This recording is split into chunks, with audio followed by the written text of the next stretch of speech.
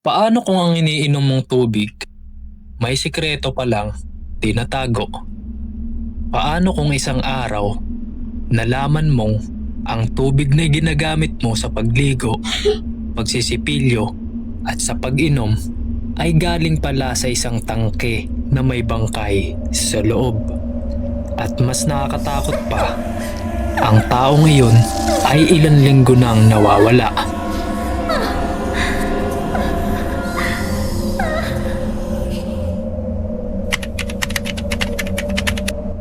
Noong 2013, isang CCTV video ang nagpakaba sa buong mundo.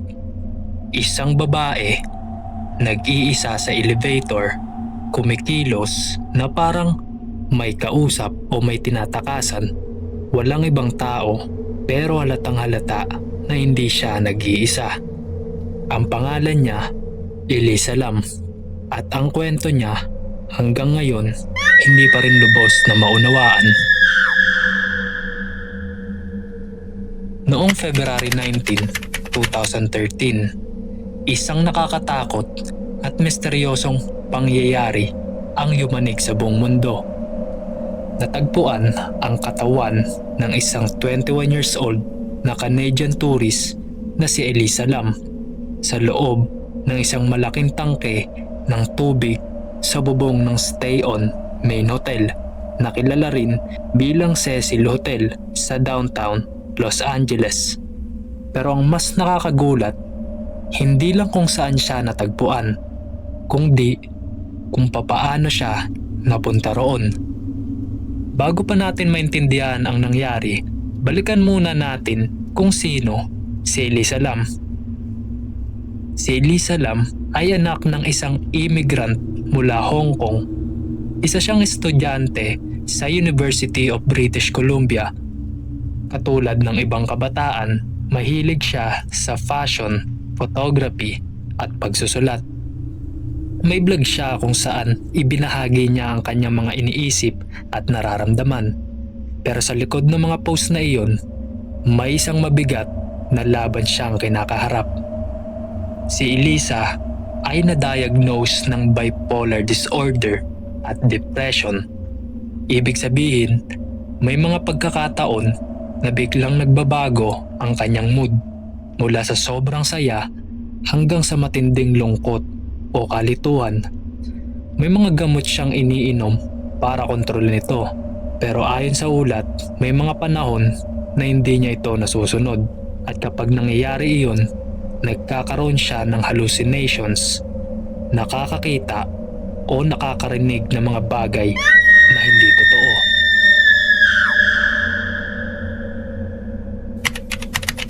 Noong January 2013, nagdesisyon si Elisa na mag-travel mag-isa papuntang California. Sumakay siya ng train at bus. Nagpunta siya sa San Diego Zoo. Nag-post ng mga larawan at mukhang masaya sa kanyang paglalakbay. Noong January 26, dumating siya sa Los Angeles. At makalipas ang ilang araw, nag-check-in siya sa Stay On Main Hotel. Isang lugar na may madilim na kasaysayan. Sa simula, inilagay siya sa isang shared room, pero makalipas ang 2 araw, nagreklamo ang kanyang mga roommates. Ayon sa hotel, may kakaiba raw sa kanyang kilos. Nag-iiwan siya ng mga notes tulad ng "Go home" at "Go away". At minsan ay nilalak niya ang pinto na parang may sariling sistema. Dahil dito, inilipat siya sa isang solo room. Habang nasa biyahe, araw-araw niyang kinokontak ang kanyang mga magulang. Pero noong January 31, bigla na lang siyang tumigil. Hindi na siya sumasagot sa tawag o mensahe. Dito na nagsimula ang pangamba. Tinawagan ng kanyang pamilya ang pulis at agad silang pumunta sa Los Angeles upang tumulong sa paghahanap. Sa araw na iyon, may isang taong nakakita sa kanya. Isang empleyado ng bookstore sa labas ng hotel ang nagsabing Nakita niya si Elisa. Ayon sa kanya, masigla, palakaibigan at normal ang kilos nito. Parang wala namang anumang problema. At iyon na ang huling beses na may nakakita sa kanya.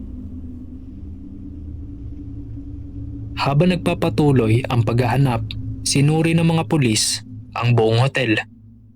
Tinignan ng kanyang kwarto, pinasok ang iba't ibang bahagi ng building at gumamit pa ng search dogs pero walang bakas si Elisa.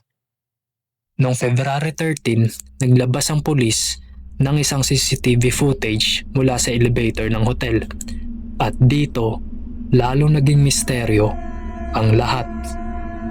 Sa video, makikita si Elisa na nag-iisa sa elevator. Pinipindot-pindot niya ang halos lahat ng buttons. Sumisilip siya sa labas, parang may hinahanap o may iniiwasan. Minsan ay lumalabas siya tapos babalik ulit. At ang pinakakakaiba, nananatiling bukas ang pinto ng elevator na parang may pumipigil dito na magsara. Ang kanyang galaw ay hindi normal. Para bang may kausap siya o may kinakatakutan. Dahil dito, kumalat ang video sa buong mundo. Milyong-milyong tao ang nakapanood at nagsimula ang iba't ibang teorya.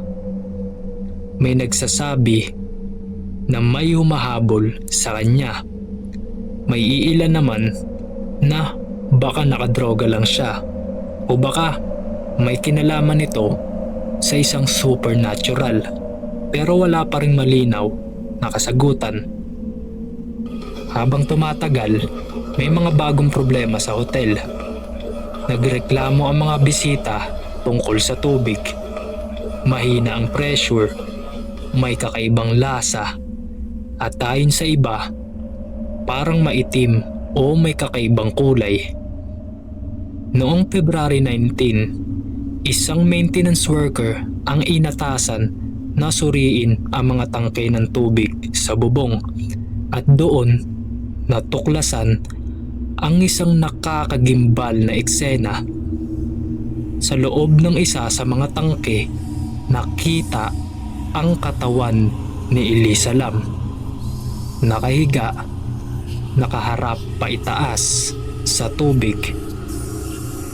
Upang makuha ang kanyang katawan, kinakailangan pang alisan ng laman ang tangke. At dahil maliit ang butas nito, kinakailangan pa nitong buksan at hiwain. Lumabas sa imbestigasyon na walang palatandaan ng pisikal na pananakit. Walang ebidensya ng sexual assault at walang indikasyon na ito ay isang suicide. Ang sanhi ng kanyang pagkamatay ay pagkalunod at ayon sa coroner, isang malaking factor ang kanyang bipolar disorder.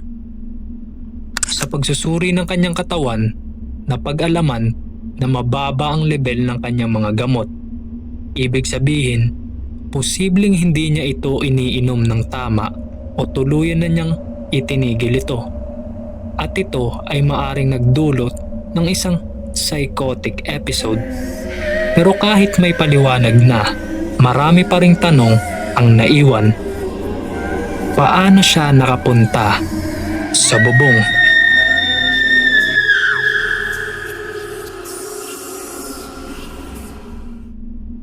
Ang mga pinto at hagdan papunta roon ay nakalak. May alarm pa nga na dapat tutunog kung may magbubukas nito. May posibilidad na dumaan siya sa fire escape. Pero kahit iyon, hindi pa rin sigurado.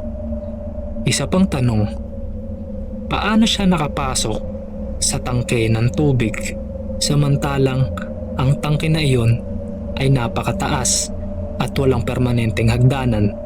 Kailangan pa ng kagamitan para maabot ito at ang takip nito ay napakabigat. Ayon sa maintenance worker, bukas ang takip noong nakita siya. Ibig sabihin, posibleng hindi niya ito isinara mula sa loob. Dahil dito, mas lalo pang dumami ang haka-haka. May nagsasabing may ibang taong sangkot. May nagsabing may tinatakasan siya. At may ilan pa ring naniniwala na may mas kakaiba pang nangyari. Kalaunan, nagsampa ng kaso ang pamilya ni Elisa laban sa hotel. Ayon sa kanila, nagkulang ang hotel sa seguridad pero ipinagtanggol ng hotel ang sarili nito. Sinabi nilang hindi nila kayang hulaan o pigilan ang isang ganitong pangyayari. At dahil hindi rin malinaw kung papaano siya napunta sa tangke, hindi sila maaaring managot. Noong 2015, na-dismiss ang kaso. Sa paglipas ng panahon, ang kaso ni Elisa Lam ay naging isa sa mga pinaka-pinag-uusapan sa internet. Naging inspirasyon ito ng mga pelikula, palabas at documentaries. At hanggang ngayon, marami pa rin tao ang nagtatangkang intindihin kung ano talaga ang nangyari. Pero sa kabila ng lahat ng misteryo, may isang bagay na malinaw. Si Elisa Lam ay isang totoong tao, isang anak, isang estudyante, isang taong may pinagdadaanan. At kung may aral man sa kwentong ito ay ang kahalagahan ng mental health. Dahil minsan, ang laban na hindi nakikita ang siyang pinakamahirap. Ang kaso ni Elisa Lam, maaring may mga tanong na hindi masasagot. Pero ang katotohanan, ito ay isang trahedya. Hindi lang misteryo, kundi isang paalala